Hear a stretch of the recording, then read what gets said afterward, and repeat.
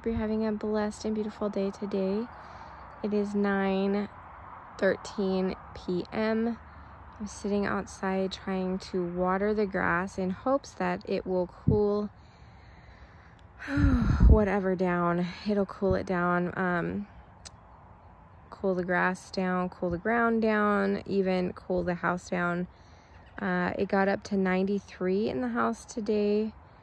Oh, just crazy. We stayed down in the basement, which was bearable. It wasn't as hot as it was upstairs. It was probably, I don't have a thermostat down there, but it was, I would say maybe 85 down there. So it was not as bad. We have the fans going down there, and I put some curtains, darker curtains in the windows to keep it as dark as I could down there. But it is definitely scorching. Okay. It's 90. I was just in the house about 10 minutes ago, and it was 92 degrees. So it went down 1 degree. Yeah, it's, and it's probably the same outside. I think it's, my husband checked, and I think it said it was 97. So it's pretty much the same in the house as it is out here. It's just crazy. And, and it's so sad because, it's 30, I think they said as of today, 30 homeless people have died because of the heat here in my town. And they're still talking about shutting people's power off, which, people who have air, they kind of take it for granted in a way. Here where I live, they take it for granted because, the majority of the people, I would say probably 90% of the people don't have air all throughout my state of Washington, because we don't need it generally. And usually our summers are we'll have maybe a week of 99, maybe 100, maybe 101, if that. And then it goes right back down to the high 80s. So we don't get high at all. And usually the evenings get pretty cool to the point where you can cool down the house pretty considerably, and it'll stay cold all day long until about 4 o'clock. Then it starts to get kind of warm, and then just in time for it to kind of cool down again. So the governor and the mayors and stuff, they're kind of getting together, and they're forcing these blackouts, is what they call them. They call them rolling blackouts. But really, in essence, what they're doing is they're cutting people's power off because they don't want them using it. And, they're trying to, prevent like a power grid or something like that. So they are voluntarily shutting these people's power off. And I'm praying that, we don't have air. So we are using fans galore. I probably have about 9 or 10 fans going in the house. Doesn't seem to be doing anything, but it's something. And so if our power goes out, oh my goodness, it's just going to be torture. And it's just rolling. It's going. I just read that New York governor is doing that as well, where he's warning people to shut off their air, or he's going to do it for them. And California is doing that as well. And, to me, and this is my personal thing, is we have a holiday weekend coming up. And I think California did this last year where they shut people's power off so that they couldn't gather. And they are wanting to do that again this year, I believe, because they know that people are going to be traveling, and they don't want people traveling because of the climate change, whatever. And you're probably going to see Coconut over here. She sees our neighbor, and she wants to go visit. There she is over there. Yeah, she sees her friend over there. He's right over there, and she sees him. Anyways, you know, we have a lot of this stuff that's happening in California, you know, with the water tasting like dirt. And, you know, they're trying to say that, you know, they're under a great water shortage, but what they're not telling people is that they're pushing it out into the ocean. So they had plenty of water, but they're pushing it out into the ocean for whatever reason. Sending crops and everything into dire straits. You know, here in Washington, they're telling people to turn off their air, but they're telling people to go to water parks.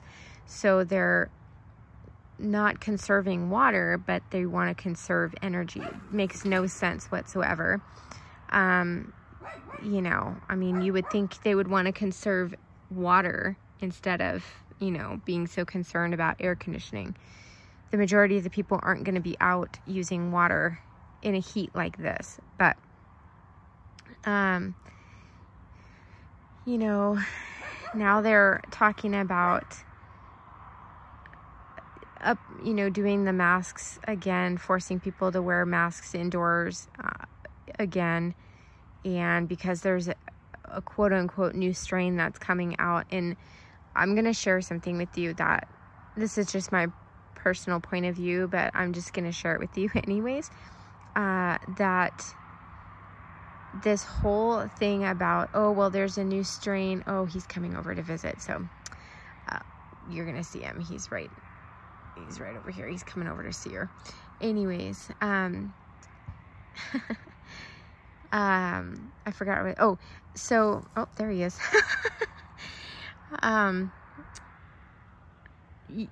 So they have this new strain that's out, and so they're saying that there's this new jab, and so, you know, one jab isn't enough, then you need two, then you need it every 6 months, then you need it every, you know, 3 months, and then one, you know, it just keeps going, and now there's a new strain, so you need this jab too. And so it's almost as if each jab that comes out is doing something to your body, okay? Just like, let's say, for instance, the first jab, you know, puts in the things on your molecules, or your, whatever, your molecules, or whatever it was. Then you have the next one, and then that's going to inject something else into you. Then you have another one that's going to inject something else, and they're slowly but surely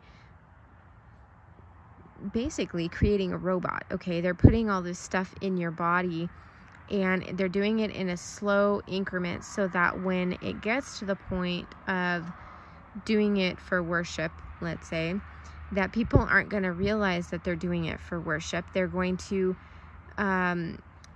you know, be willing to take it because that's, you know, you need it. You need it in order to do this, or you need it in order to live, or you need it to do that. So that's just my point of view, that each jab is something computerized. You know what I mean? That they're doing something computerized with your body. The first one did one thing. It's making it so that you are like a computer that they are programming. One jab does this, the other jab does that, the other jab does that, until it finally all accumulates together, and then you are finally the computer that will need upgrades yearly or every 6 months or whatever.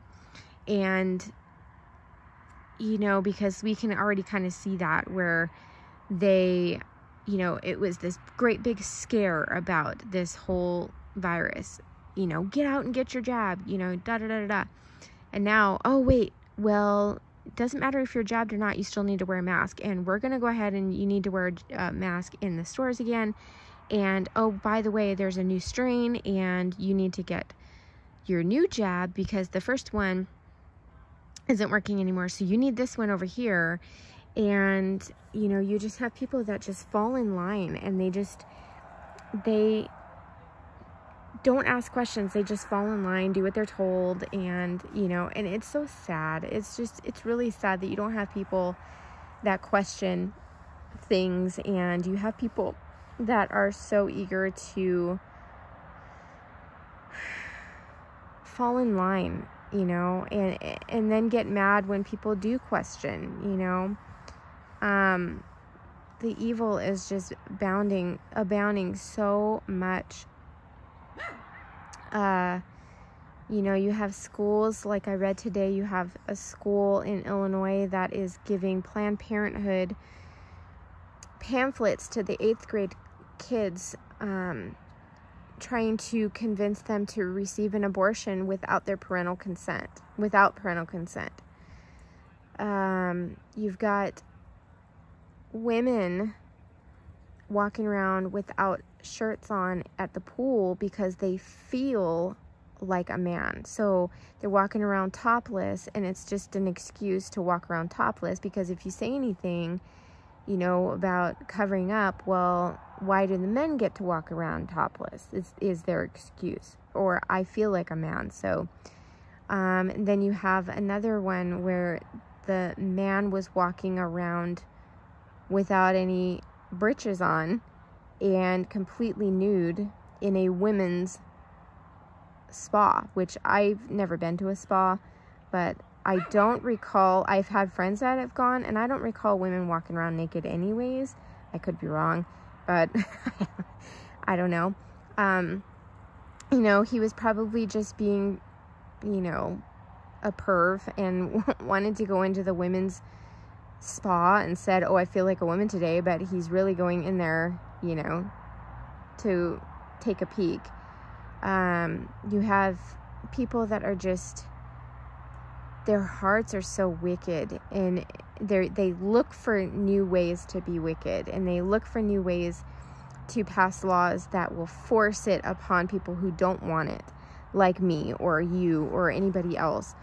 You know, and I keep saying it, that I feel like we're being squeezed out of here, and it's so true. I really feel like we are being squeezed so much that,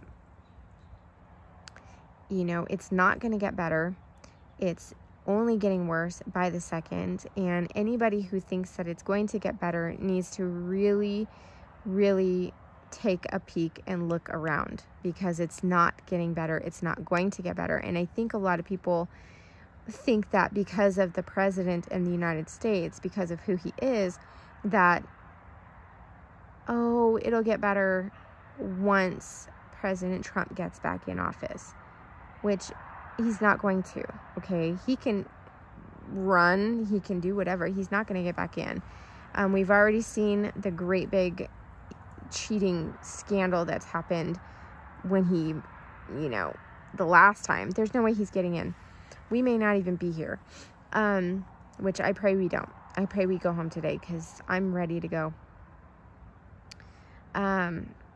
Anyways, guys, I just wanted to share some thoughts with you. I don't have anything really planned. I just wanted to talk. I haven't talked to anybody except my kids. We've been downstairs in the basement, and we're trying to get ready to go to Montana. And I just wanted to talk to you guys and say hello and tell you how hot it is here. It's actually not bad out here right now. It is not too bad. Still warm, but it is not bad. Anyways, you know, I pray for you guys. I pray that you will see the time that we are in, and just, you know, don't waste time arguing with people that want to argue, that want to, you know, complain and just try to cause you to stumble in your walk and try to steal your joy, and whatever that joy that the Lord has given you is, whether it's watching for his return, whether it's the joy of knowing that he's coming back, whether it's the joy of knowing that he loves you, or that he has you in his hand eternally, that nothing you could do could ever make him throw you away. There's many people on earth that disappoint us and that hurt us and really hurt our feelings, or really cause us pain in one way or another, whether it be physically or mentally. you know, they cause us pain, but that's one thing that we can hold out true and hold out, that Jesus would never do that to us. And so, you know, when we sin and when we mess up, we can have the assurance to know that he would never toss us away like an earthly human being would do. He's not going to do that. So, you know, just don't spend your time arguing with people and arguing on the timing of the rapture. If they want to believe that the rapture is not true, if they want to believe that the rapture doesn't happen until after the millennium, or they don't believe that, or they believe that we're in the tribulation, if they are not asking a genuine question, and you can tell the difference between a genuine question and a mocking question, one that is a trap trying to cause you to fall into an argument or fall into anger, or, you know, you can tell the difference. You know, if somebody has a genuine question, by all means, you know, have a conversation. But if they just want to argue, just, you know, don't argue. Because the truth is, at the end of the day, that Jesus's word is what it says. And what it says is that he comes before the tribulation. Period. I mean, if they want to argue that, let them argue that. If they want to be left behind, then that's between them and God. That's something that they're going to have to answer for, and they're going to have to deal with. So don't let them steal your joy, because we know that our Redeemer is coming soon, and he is on his way, and he will be here before we know it. So anyways, guys, I know I didn't talk about really anything substantial today. I just wanted to you know, share with you guys some things that have been going on, and that's about it. So 17 minutes worth. Anyways, guys, we're getting ready to go to Montana on Friday, so I will try to upload some stuff while we're there. And yeah, so until next time, guys, I hope you have a wonderful rest of your day or morning or wherever you are. I will talk to you later.